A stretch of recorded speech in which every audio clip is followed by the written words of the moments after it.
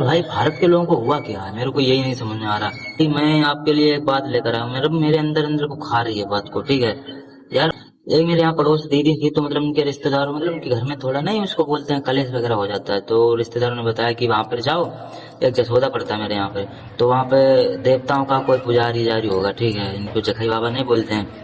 बोला उन्होंने कि वहां पे जाओ आप, तो वो गद्दे वगैरह लगाते हैं, पूछो जाके ये वो क्या हुआ दिक्कत। तो मतलब उन्होंने मेरे को ये बोला था कि चलो छोड़ दो चल के मेरे को वहां पे। तो मैं गया भाई, मतलब मेरे घर वालों ने बोला था कि जा तो रहे हो तो तुम भी प्रसाद वगैरह चढ़ा देना, तो मैंने बोला ठीक है। तो भाई जब मैंने प्रसाद लिया तो वहां पे देखा जाके मतलब इतनी भीड़ लगी थी, कोई मतलब रूल वगैरह नहीं था, ठीक है।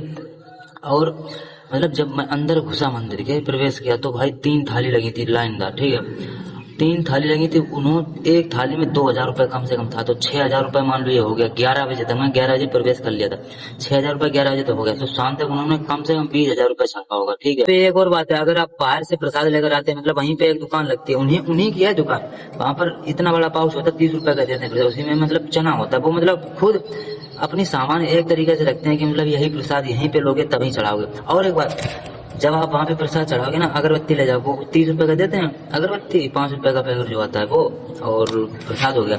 वहां पे लेके जाओ, 2 बाबा बैठेंगे, एक मतलब कॉपी में लिखता है तुम्हारा नाम, एक लेता है तुमसे प्रसाद अगरबत्ती ले। मतलब मैं यार गया प्रसाद अगरबत्ती लेकर, तो मेरे को चढ़ाने दो ना, अगरबत्ती मेरे को जलाने दो, मतलब वो ले लेता है मुझसे, ठीक है, सभी से वो ले लेता है, और लेकर ना ही अगरबत्ती जलाता ना ही प्रसाद, साइड में रख लेता है, ठीक है। अब आप कुछ समझ सकते हो उसका करता क्या होगा, वो रिटर्न कर देता दुकान पे, फिर वही लोग दूसरा लेता है उसी से, दुकान पे दे देता है, और फिर लोग वहीं से ले लेते हैं। और एक चीज और, फिर जो मतलब जाता है प्रसाद चढ़ाने, उससे वो पहले पूछता है कि तुम्हारी दिक्कत क्या है, परेशानी क्या है, वो पहले परेशानी पूछता है, फिर उससे बोलता है कि तुम इतने रुपए चढ़ाओ, ठीक है। उससे बोलता कि इतने रुपए, अगर तुमने बताया, पहले पूछा कि तुम्हारी दिक्कत है, जब बोलता कि 51 रुपए चढ़ाओ, 101 रुपए चढ़ाओ, 501 रुपए चढ़ाओ, भाई क्या गलती है, मेरी मर्जी, बाबा थोड़ी ना कर रहे हैं, या कुछ भी हो, मेरे को नहीं कुछ भी है, ठीक है, पता।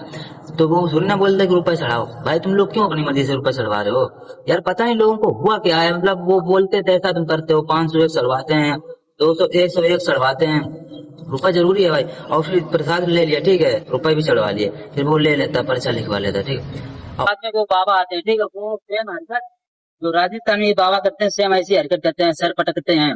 और फिर बाद में जब लोग उससे पूछते हैं कि मतलब बाबा बताइए, मतलब मेरी क्या दिक्कत है, परेशानी है, तो वो सेम मतलब सभी से यही बोलता है कि मतलब तुम्हारी एक जात बाकी है, या फिर वहां पे जाकर करना पड़ेगा, मतलब सभी से एक तरफ से, मतलब अगर कोई भी दिक्कत है, दूसरी दिक्कत है, मतलब जात सभी की बाकी है, ठीक है। तो मतलब वो सभी से ये बोलते हैं कि मतलब तुम्हारी जात बाकी है, ठिया पे जाकर करना पड़ेगा। और लोग बोलते हैं कि मतलब इन्होंने पृथ्वीराज चौहान के साथ युद्ध किया था, तो इनका मतलब सिर वगैरह कट गया था, तब भी लड़ते रहे भाई। अगर इनको भगवान का रूप अगर दे दिया, तो ऐसे ही वो महाराणा सागा वगैरह और छत्रपति शिवाजी महाराज, ये भी तो उनका भी तो हाथ कट गया था महाराणा सागा का, वो भी तो लड़ते रहे थे, उनको नहीं दे दिया गया था भगवान का रूप।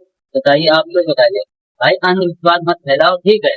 और तुम लोगों ने एक चीज नोटिस की होगी कि मतलब जो शिक्षित पढ़ा लिखा व्यक्ति है, बिजनेसमैन है, वो ये मतलब इन बातों में नहीं आता है, ठीक है, वो अपने काम पे काम रखता है, अपने मतलब काम पे ध्यान रखता है, हाँ आगे का काम क्या होना चाहिए, इन फालतू बातों में नहीं बोलता है, ठीक है। तो एक चीज देखना, भारत सभी देशों में से एक पहला ऐसा देश है जहाँ पर लोग भूखे पेट सोते हैं रोजाना, ठीक है। भारत की मतलब रैंकिंग इतनी खराब है, श्रीलंका, बांग्लादेश, नेपाल, इन सभी देशों में से भारत की बहुत ही खराब रैंकिंग है, ठीक है, तभी भारत सभी देश से पीछे है। इसमें क्या होता है, विदेशों में मतलब तुम्हारे आगे क्या काम आने वाला, वही सिर्फ पढ़ाया जाता है, ठीक है, फालतू में कुछ नहीं, फालतू में टाइम नहीं वो लोग वेस्ट करते हैं, ठीक है, तुम्हारे आगे जिंदगी में क्या क्या काम आने वाला है, ओनली उतना ही पढ़ाते हैं। और भारत में पंचवर्षीय योजना क्या, जहांगीर कौन है, ताजमहल की स्थापना किसने की, कब हुई, हुमायूं कौन था, ये मतलब फालतू का, ये जिंदगी में आगे क्या काम आने वाला है, तुम ही लोग बताओ, बिना फालतू में टाइम वेस्ट होता है आगे, मतलब क्या क्या क्या जिंदगी में होना चाहिए, वो कुछ भी नहीं बताते हैं, ठीक है, फालतू में दिमाग लगवाते हैं। सोच बताते हैं, अगर व्यक्ति ज्यादातर काम करने की बजाय धार्मिक अनुष्ठानों या पूजा पाठ में टाइम व्यतीत करे, तो इसका आर्थिक विकास पर नकारात्मक असर पड़ता है, ठीक है।